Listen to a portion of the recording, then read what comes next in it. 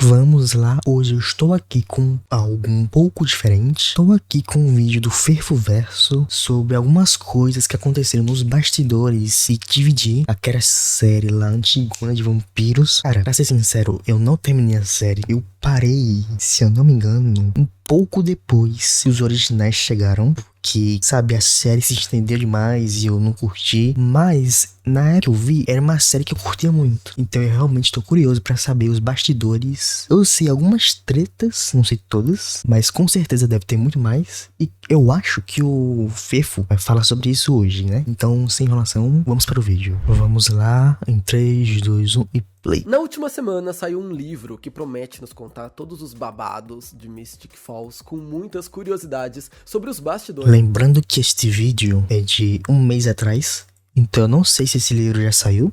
De The Vampire Diaries. I Was Feeling Epic, An Oral History of the Vampire Diaries foi escrito pela jornalista Samantha Highfield e conta com entrevistas reveladoras do elenco da série, incluindo Nina Dobrev e Ian Somerhalder, dois dos protagonistas. Eu já dei uma prévia da fofoca nos shorts e nos reels, mas o lançamento desse livro me lembrou muito o lançamento daquele outro livro sobre o Império Teen da Disney, lembra? Que rendeu um vídeo bem legal sobre High School Musical. Então eu decidi registrar aqui em vídeo longo também as descobertas que fizemos agora. Porque inclusive eu não vi esse vídeo da Disney que ele postou, então quem quiser já deixa aí embaixo que eu posso ver. A Nina saiu da série, quem quase interpretou o Damon no lugar do Ian, porque o Ian se afastou da atuação depois que The Vampire Diaries terminou. Tudo isso e muito mais agora. Só não esquece de deixar aquele like e de se inscrever pra ficar por dentro de tudo que acontece em cultura pop. Você deve ter percebido que o vídeo tá diferente dos outros. Por quê? Porque minha câmera quebrou. Quebrou. É a pior coisa que podia ter acontecido comigo.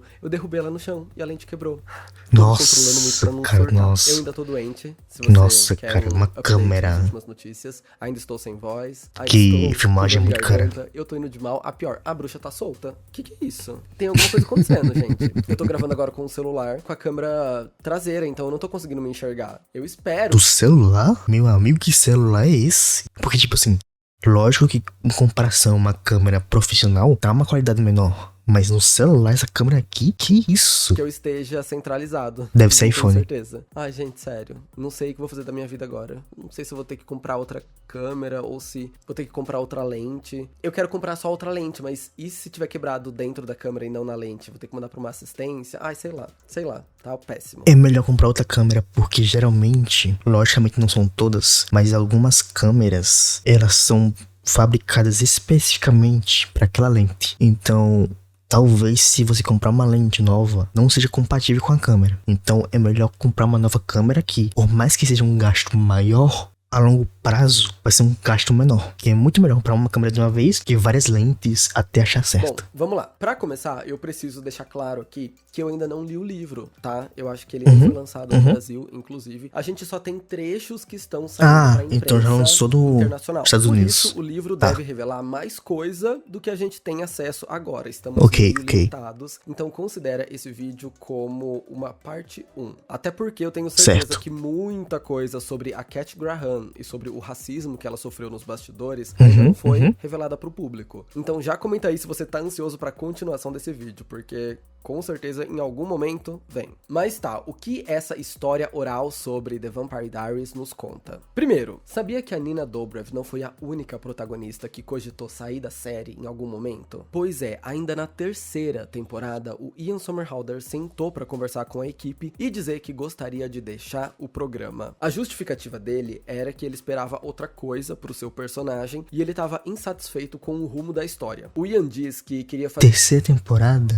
Eu não lembro qual foi a terceira temporada, mas eu lembro que a segunda foi dos lobisomens. A terceira foi qual? Não lembro. Mas realmente, depois de um tempo, o Damon foi perdendo muito ali, sabe? Ele foi criado pra ser mais um galã do que um personagem solo. O Damon ficou muito a par da Helena. Então, com a saída da Nina, o personagem meio que perde a essência. Porque, tipo assim, uma questão é você fazer um romance entre dois personagens e outra questão é você fazer o personagem depender do outro pra prosseguir. Isso não é certo. Porque, tipo assim, o Damon, antes da Helena, ele tinha uma essência própria. Era um personagem carismático que não dependia de outro personagem. Enfim, é tipo o Klaus. O Klaus, mesmo ele adquirindo amor pela filha lá, né? Ele nunca deixou de ser quem ele é. O Damon deixou. O Damon começou a amar a Helena e mudou. Então, isso perde a essência do personagem. Perde a essência do que o personagem foi criado pra ser. Algo mais sombrio e ousado, mas ali depois de uns 60 episódios, ele já tinha percebido que o seu trabalho ia pra outra direção. O Damon tava se tornando um cara cada vez mais sentimental por ter virado o interesse amoroso da protagonista. Ou seja, o Ian não tava afim de fazer uma série de romance, entendeu? Porém, a roteirista Julie Plec interviu e convenceu ele a ficar, dizendo que o seu personagem, apesar de viver um romance com a Helena Gilbert, também ia ter um arco próprio bem complexo e cheio de camadas. Ele confiou na promessa dela e continuou na série até o final. Não deu. Nossa, mas imagina se o Damon tivesse saído da série na 3ª temporada. Podia enterrar The Vampire Diaries, né? Não, eu imagino que mesmo... assim, o personagem continuou sendo bom em comparação a todo o resto. Mas mesmo assim, eu entendi o que ele quis falar com isso, porque realmente comparar o Damon pós-Helena com o pré-Helena, o pré-Helena é muito melhor. Se os roteiristas não tivessem preparado um arco complexo pra ele, essa é aquela conversa que os produtores devem dizer: Ian, vai dormir que amanhã é outro dia, por favor. Eu posso estar enganado porque eu nunca li os livros, mas eu acho que na obra, o romance entre o Damon e a Helena não é tão profundo igual na série, não é? Eu acho que isso ficou forte no programa mesmo. De Helena era um dos chips mais fortes da TV adolescente. Então, talvez essa conversa do Ian tenha feito o pessoal resgatar mais as características sombrias do Damon. Sei lá. Bom, como eu te disse, o Ian ficou até o final da série, mas isso teve um custo pra ele, porque, de acordo com o livro, ele ficou bem desconfortável com o público que The Vampire Diaries construiu. Vou explicar. A série cresceu muito com esse triângulo amoroso impossível e proibido entre a Helena e os dois irmãos vampiros, o Damon e o Stefan, interpretado pelo Paul Wesley. Rolava real a disputa entre Team Delena e Team Stelena. E até aí, nossa, era muito chato. Tudo bem se as pessoas soubessem deixar a ficção na ficção. Mas eles não sabem. O Ian contou em bate-papo pra autora do livro que começou a se incomodar muito com o jeito que os fãs estavam vendo os atores. Abre aspas. Eu era o maior fã de Delena, até perceber que o fandom tinha a capacidade de se voltar contra as pessoas e de se tornar muito, muito malvado. Eu pensei, espera aí, essa é uma série fictícia, com personagens fictícios. Não podemos ser malvados com os outros de verdade. Isso mudou minha apreciação. Cara, imagina pro Ian a sensação de que você é a maior discórdia na vida de um amigo, porque o Paul é amigo dele, por causa de fã, cara. O tanto de hate que o Paul recebeu na época, imagina o peso que o Ian teve de ser meio que o motivo disso, sabe? Meu Deus. Pelo fandom. Não gosto que as pessoas sejam malvadas umas com as outras. Não é certo machucar outra pessoa por causa do seu amor por alguma coisa. Esse é um câncer tóxico pra sociedade. A gente pode lembrar que quando ele assumiu o relacionamento com a Nikki Reed, sua atual esposa, os fãs da série não gostaram nada. Tem isso também, né? Imagina o quão essa mulher sofreu depois que o Ian terminou com a Nina. E começaram a espalhar várias teorias de que ela teria talaricado a Nina Dobrev, que também namorou o Ian na vida real. Alguns fãs, vamos ser justos. Eu tenho um vídeo aqui só sobre o relacionamento da Nina com o Ian e você vai conseguir entender mais por que ele ficou com um certo ranço da fanbase. E olha só, de acordo com o Ian, essa reação exagerada que a internet tem a tudo foi o principal fator que fez ele desistir da carreira como ator e se dedicar ao seu trabalho fora dos holofotes como empresário. E só pra gente encerrar esse tópico Damon Salvatore, você consegue imaginar um universo em que ele não seja interpretado pelo Ian? Pois é, um dos muitos atores que chegou perto de viver o personagem foi o Rob Mays, que inclusive era namorado da Nina Dobrev na época das audições. Sim, a Nina Dobrev colecionando Damons na vida real. Os dois fizeram audição pra série, mas mantiveram o relacionamento deles em segredo, porque eles tinham medo de não serem escalados por viverem um romance na vida real. No fim, como a gente sabe, só a Nina conseguiu a vaga. E essa não é a única história assim, tem muita gente famosa que quase apareceu em The Vampire Diaries. O Sebastian Stan, o nosso soldado invernal que brilhou no ano passado como o Donald Trump em O Aprendiz, também ficou numa disputa acirrada com o Calma aí, que eu não vi isso aqui. Como o Donald Que filme é esse, cara? Eu quero muito ver. Nossa, eu vou ver muito esse filme. Eu tenho que ver esse filme. Trump em O Aprendiz também ficou numa disputa acirrada com o Aprendiz.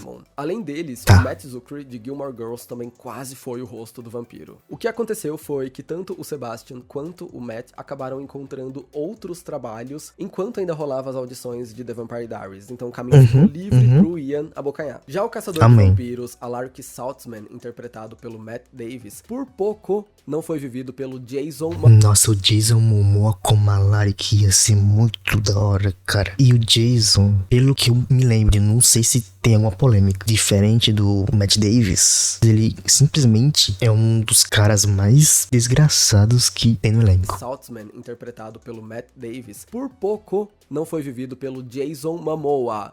Juro, consegue imaginar essa troca? Outros rostinhos que poderíamos ter visto foram o da Tessa Thompson, no papel da Bonnie, e do Taylor Kitsch como Klaus. Mas o livro não entra em muitos detalhes no papel da Bonnie e do Taylor Kitsch. Tá, eu consigo ver a Bonnie na outra menina, mas o Klaus nesse cara eu não consigo ver não. Nem com as descrições do livro, tá?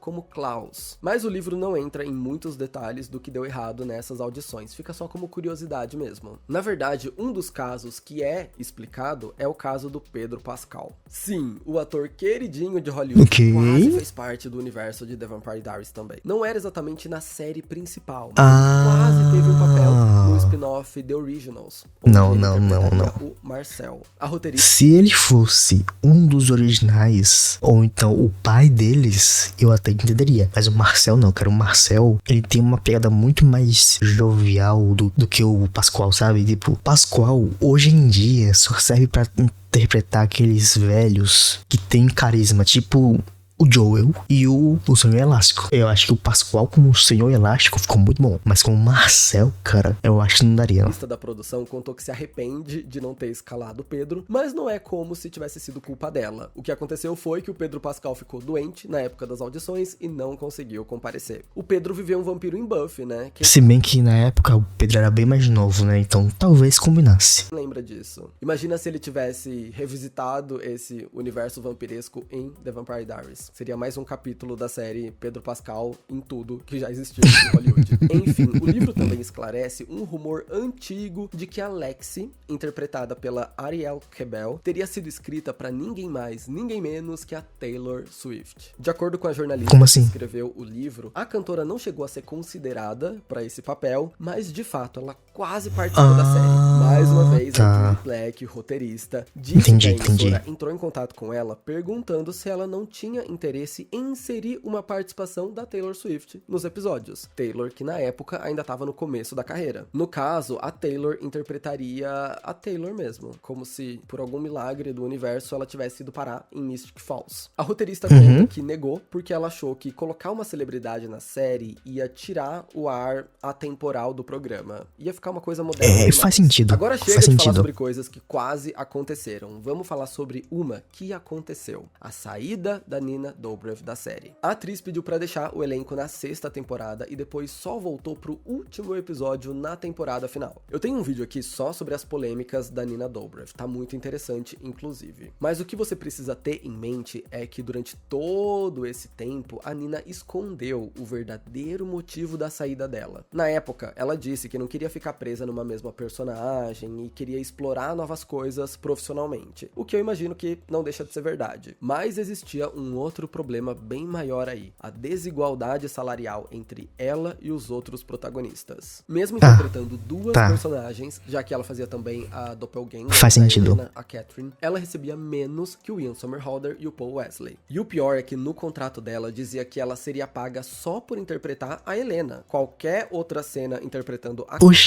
Oxi. Catherine não entrava na conta, independente dela ter passado o dobro de tempo no set, o dobro de tempo decorando falas, colocando figurino, etc. De acordo com a Nina, todas as mulheres eram as que recebiam menos, e ela achava isso muito injusto. Na terceira temporada, ela conseguiu negociar um salário maior, mas ainda assim não era equiparável ao que os homens estavam recebendo. Galera, vamos lá. Apesar desse não ser o primeiro trabalho da Nina Dobrev na TV, dá pra entender ela entrar no projeto recebendo menos do que os seus colegas que já tinham alguns anos de carreira. Mas ali na terceira, quarta, quinta temporada, não dá pra dizer que ela era menos que o Ian e o Paul. A Helena... Cara, eu acho que o problema não é nem esse. O problema é que mesmo que ela fosse considerada inferior por causa da experiência, ela fazia mais personagens do que eles. Por exemplo, se eu não me engano, tirando a Catherine, teve mais duas...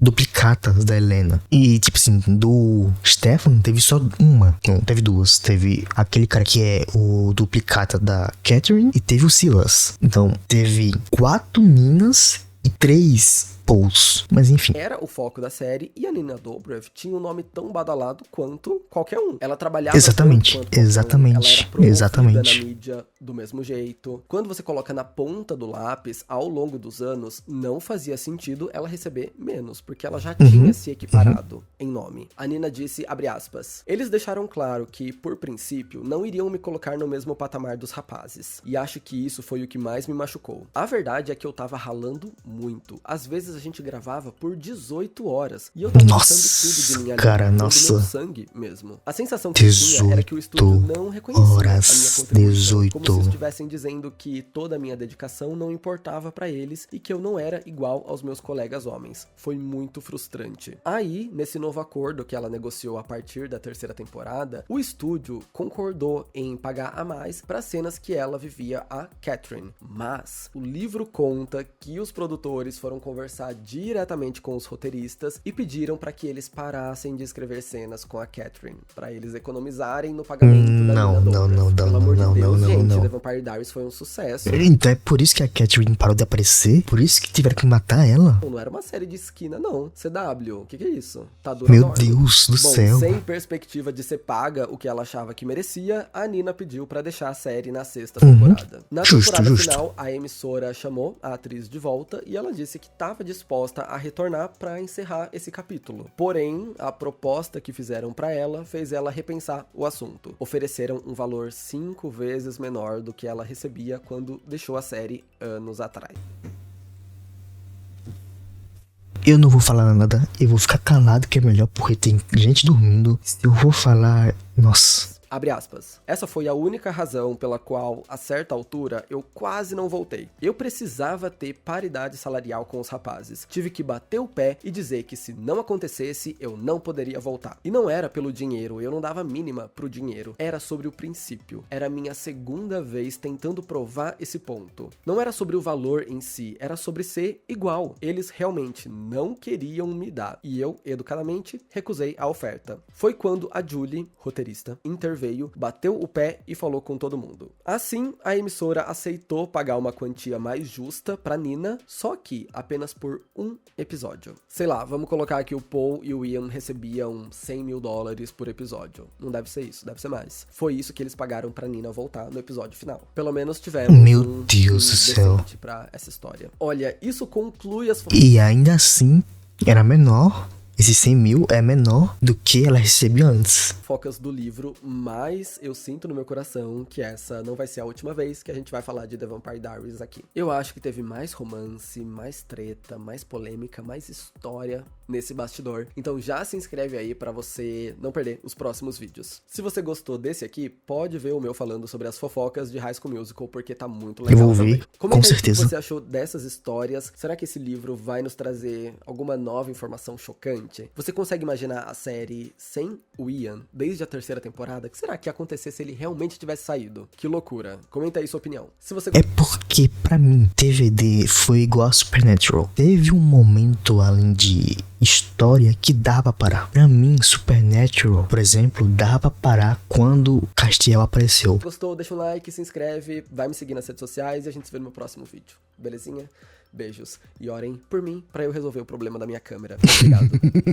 Eu não vou me prolongar muito aqui. Só sei que, cara, nossa, este vídeo me deu dor de cabeça. E não é nem porque o vídeo é ruim, porque eu gosto muito do conteúdo do Fefo, mas é tanta barbaridade nesse elenco que, meu Deus. Mas enfim, lembrando que o vídeo original vai estar aqui no card, deixa o like lá, deixa o like aqui, se inscreva no canal. E se vocês quiserem, eu posso trazer os vídeos que ele citou aqui, não todos, porque eu acho que demoraria muito, mas escolham alguns específicos pra eu trazer. E é isso, até o próximo vídeo e fui.